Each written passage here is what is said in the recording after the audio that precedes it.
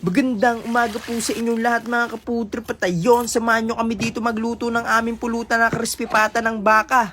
Yan, huwag natin patagalin. Let's G! Tapos yung mga kaputri, pugasan lang natin yung pata ng baka na nabili natin sa silang bayan sa palengke. Tapos iyan, brusin na natin mga kaputri para matanggal na yung libag-libag, pati yung mga kalyo-kalyo dyan sa kuko ng baka. Tapos iyan, ahitin din natin. Tanggalin natin yung mga bala-balahibong pino. Tapos mga kaputri, tapos na natin hugasan yan, all goods na agad yan. Tapos ayan, syempre magsisiga na tayo kasi medyo matagal tong pakuluan, kaya unahin muna natin tong pagsisiga. Tapos ayan, okay na mga ka-FT, kunin natin tong malaking tulyasi. Yan, oy, dahan-dahan lang, medyo mahirap kunin. Tapos ayan, lapag na natin dito mga kaputri sa apoy mga ka-FT. Tapos ito, lagyan natin ng tubig. Yan, dadamihan natin itong mga ka-FT ng tubig kasi malaki yung pata ng baka. Kailangan nakalubog yung pata. Tapos yan, tignan nyo naman mga ka-FT. Tignan nyo, napakalaki niyan mga ka-FT. Parang kamay ng ng tropa nyo. So yan, lapag lang natin dyan. Tapos dagdagan natin ng maraming tubig, mga tagsa 10 kilo. Yan, hanggang sa makover mga ka-FT yung pata ng baka. Yan, all goods na yan. Kasi mga kaputri, kuha tayo ng takip para mabilis kumulo. Tapos ito, nakakuha na tayo mga ka-FT ng takip. Napakalaki niyan. Tapos tatakpan lang natin to para persado yung kulo. Yan, tignan nyo naman, no. Tapos ayan, kumulo na mga ka-FT ang buksan natin. May tatanggalin lang tayo mga ka-FT. Itong mga kupal-kupal na lumulutang. Yan, yung mga dumi-dumi. Tapos ito mga ka-FT yan, hiwa lang tayo mga ka-FT ng 4 na sibuyas. Yan, tanggalin lang natin dyan. Tapos balatan natin mga ka-FT. Para safe na safe. Tapos anyway lang natin ng paganyan mga ka-FT. Yan, sundan nyo lang yung ginagawa ko. Tapos ganyan, ganyan, ganyan. Bahala na kayo kung anong trip nyo. Madudurog din naman yan kasi matagal na kuluan yan. Tapos ito, bawang tatlong ulo. Anyway lang natin sa gitna. Yan, ito yung mga sangkap na ilalagay natin para malasang malasa. Tapos lalagyan din natin ng maraming laurel. Para gumuguhit talaga yung lasa. Tapos ayan, star anise. Pero optional lang yan. Bahala na kayo kung anong trip nyo. Siyempre baka yan eh. Yan, lagay na natin dyan. Tapos lagyan natin ng asin. Yan, maraming otabs yan mga ka-FT. Tapos batuhin natin. So yan, lagyan natin ng paminta. Mga buo. Tapos takpan natin ulit mga ka-FT. Kasi mga kaputri pa, matagal pang kuluan yan. Siguro mga 3-4 na oras. Kasi patay ano. Kaya depende kung gaano kapersado yung apoy. Hiwa muna tayo ng sausawan ng crispy pata. Siyempre. At ayun nga mga ka-FT yan, simulan natin gumawa ng sausawan ng crispy pata yan. Ano lang tayo ng bawang, yan, kalasin na natin, tapos pukpukin mo yung ulo mo. Yan, pukpukin lang natin yung ganyan. Hanggang sa mapukpok natin lahat, tapos tanggalin natin yung balat. Yan. Kasi pangit yung may balat, supot pa yun mga ka-FT pag may balat mga ka-FT. Tapos yan, latag lang tayo ng isang sibuyas. Yan, hiwain lang natin, tapos balatan natin ulit. Yan, kasi ayaw natin sa mga supot yung may mga balat. Tapos ayan, hiwalan ng ganyan. Tapos lagay natin dyan. Tapos siyempre, yan, lapag natin dyan. Lagyan natin ng suka, dato puti. Yan, bahala na kayo kung anong trip yung suka. Gusto yung suka ng tropa nyo, yung pagtaas uminom. Tapos yan, toyo. Yan, halo-halo lang. Pagka okay na, lagyan natin ng paminta, yung pollen mga ka-FT, yung pino. Tapos yan, daon ng sibuyas. Yan, hiwain lang natin ng ganyan. Yan yung magpapabango dyan, syempre. Papabango, tapos papapogi. Pampapogi. Tapos ayan, sili. Siyempre, hindi mawala sa sausawan ng crispy pata yan. May onting sipa ng anghang. Ang ganyang hiwa lang. Tapos yung isa, huwag na natin hiwain kasi display lang. Wala lang, trip lang natin. Tapos ito, hiwa lang tayo ng kalamansi. Yun. Tapos pigain natin mga ka-FT. Yan, hanggang sa mapiga lahat. Iyon, talaga napaka-solid yung mga FT. Tapos halo-halo lang. Tapos yung mga kaputri po, okay na yung sausawan natin. Naglagay pala ako ng asukal, di ko na pinakita. Tapos ito, balik tayo dito mga ka-FT sa inaano natin. Yan, buksan natin to mga ka-FT. Tapos yung mga ka-FT, tignan nyo naman, ang unti na ng tubig. Tapos ayan, pumutok na pala mga ka-FT yung lited. Ibig sabihin, lumalambot na to mga ka-FT. Tignan nyo naman yan, napaka-solid yan. Tapos ayan, takpan natin ulit. Kasi mga kaputri pa, bili muna tayo ng pampartner natin sa crispy pata ng baka. Siyempre, Red Horse. So mga ka-FT yan, biyahe na tayo palabas. Dito pala tayo mga ka-FT bibili. Tapos yan, nalilito pa ako kung grande bibiliin ko o Red Horse. Pero syempre, Red Horse bibili natin eh. Sabi natin eh. Siyang kunin natin. Tapos ayan, bayad na tayo mga ka-80. Tapos ito, palabas tayo mga ka-80 oh. Yan. Gusto mga kaputo po. Naka-RH natin. Gusto mga ka-80 sa 3 oras natin paghihintay. Yan, buksan na natin ito mga ka-80. Tapos iyan, tignan nyo naman yan oh. Talagang lumabas na yung buto mga ka-80. Yung napakalaking buto niyan mga ka-80. Tapos tumupi na.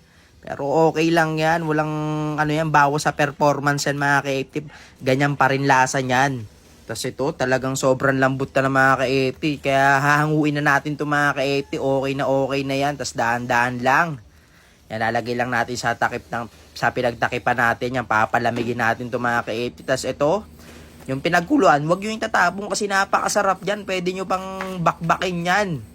Yang gedli lang natin. Tapos ito, tignan nyo naman, papalamigin natin yan. Sabay tutusok-tusukin natin. Tapos ito, kunin natin kasi okay na yung lamig niya.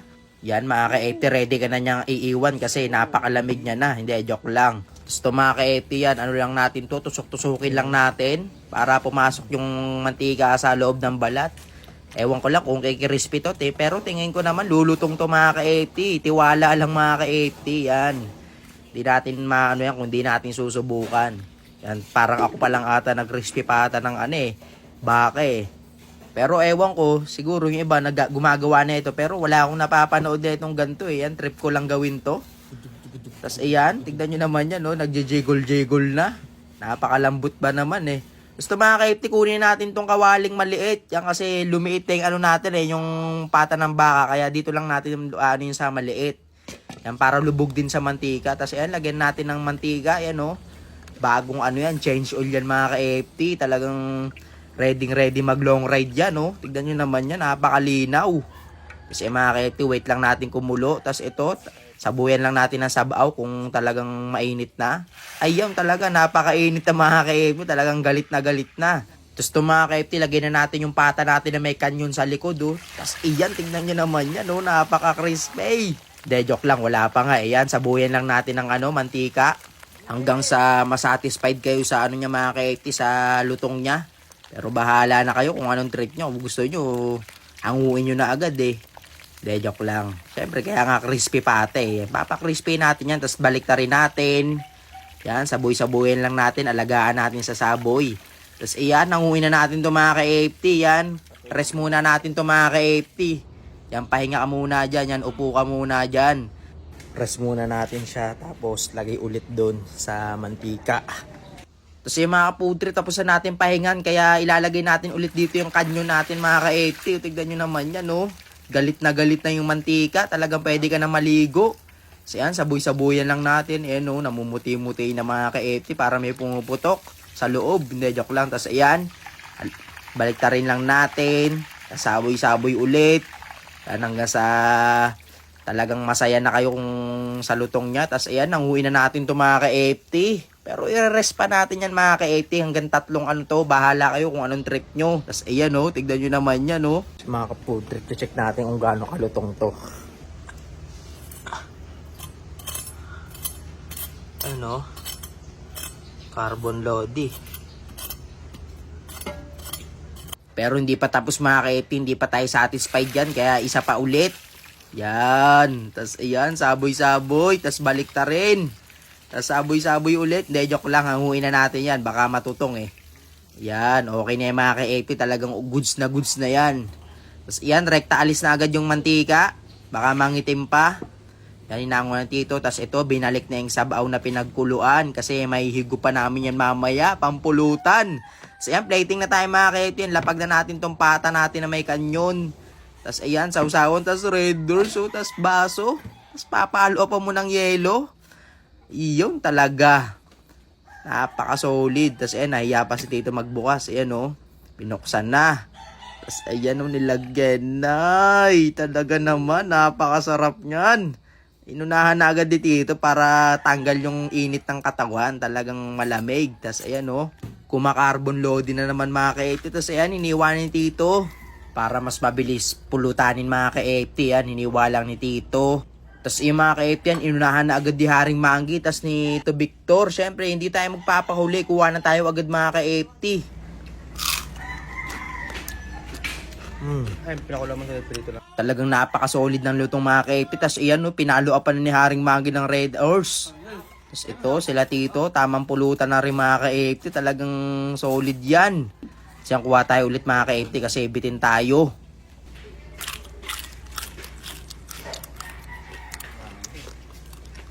Renigyo Bagaiyaw, napakalutong ay. Tas iyan, yan yung pinagkuluan mga ka-80. Talagang napaka-solid din yan mga ka-80. Tas ito si James, ngayon lang napasama sa vlog. Yan, busy ba naman palagi eh. Tas iyan oh, talagang sarap niyan. Tas iyan, sausaw tayo ulit. Naman Kapon. Kapon sa baw. Ay, Diyos ko naman, napaka-solid talaga. Tas ito, Tito Arnel. Tas ito mga ka-80, yung mga litid. Yan, hiniwa na.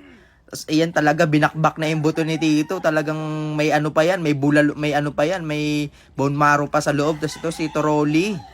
Yan, shot na rin siya mga ka-80 kasi talagang hindi kumpleto ang pulutan pag hindi ka umiinom. Eh no, nakaw. Tas ito, si Tito Arnel, yan, umisa pa. Talagang napaka-solid niyan. Putok-batok na, talagang magkakarayuma pa. Ayan o. Ayan, napapasipol pa. Tapos yan, pinukpok na ni Tito to para matanggal yung bone marrow sa loob kasi sayang naman, di ba? Yan, minsan lang yan. Tapos ayan o, di ko na napakita. Yan, natanggal na. Kasi yan, di talaga pinalagpas si Tito. Talagang palong-palo. Tapos ito, Tito Banlaman. Yan, tamang shot na rin. Talagang pagkaganto naman talaga ang pulutan, mapapashot ka eh. Kasi mga kaputrip, hanggang dito na lang. Salamat!